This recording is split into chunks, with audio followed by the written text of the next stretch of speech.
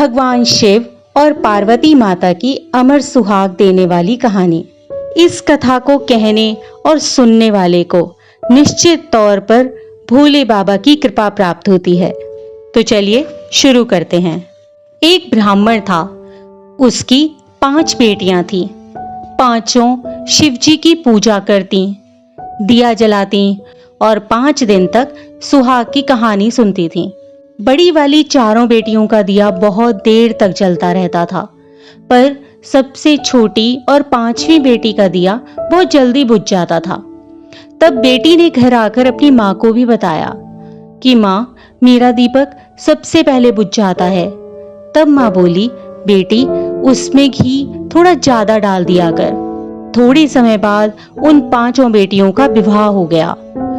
4 बेटियों के घर तो बहुत धनवान थे, पर 5वीं बेटी का पति रोज कमा कर लाता और खाता, फिर भी वह संतोष रखती थी और अपना नसीब मानकर दिन काट रही थी। एक दिन की बात है, 5वीं बेटी का पति थोड़ी ही लकड़ियां काटकर बेचने को लाया। तब उसकी पत्नी ने पूछा, आज इतनी कम लकड़ियां क्यों लाए हो? तब उसने बोला कि मेरी तबीयत ठीक नहीं है। तब 5वीं बेटी ने कहा कि कोई बात नहीं, आप आराम करो। अगले दिन जब उसका पति वापस लकड़ियां काटने जाने लगा, तब वह बोली कि मैं भी आपके साथ चलूंगी। फिर वो दोनों साथ जाकर लकड़ियां काटने लगे। अभी थोड़ी ही लकड़ियां काटी थीं कि उसके पति की तबीयत बिगड़ने लगी और वह बेहोश होकर गिर पड़ा। जंगल में दूर दूर तक कोई नहीं दिख रहा था। अब ना तो उसे अपने साथ ले जा सकती थी और ना ही वह उसे उठा सकती थी।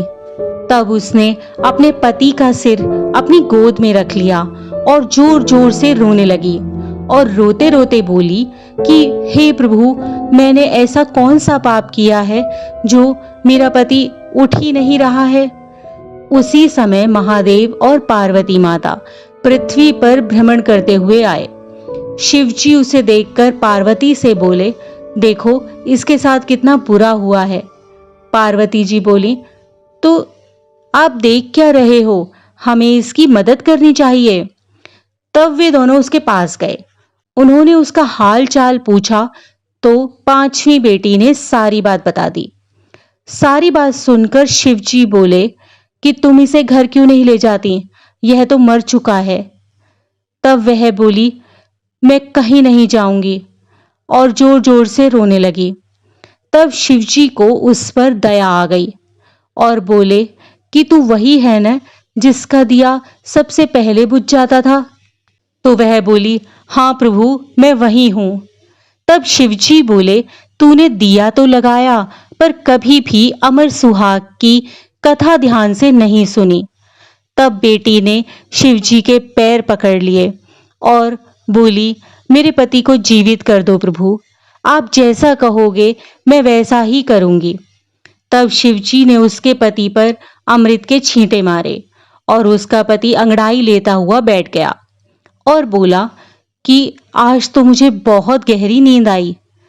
ऐसा सुनकर उसकी पत्नी बोली, भगवान ऐसी नींद किसी दुश्मन को भी ना दे।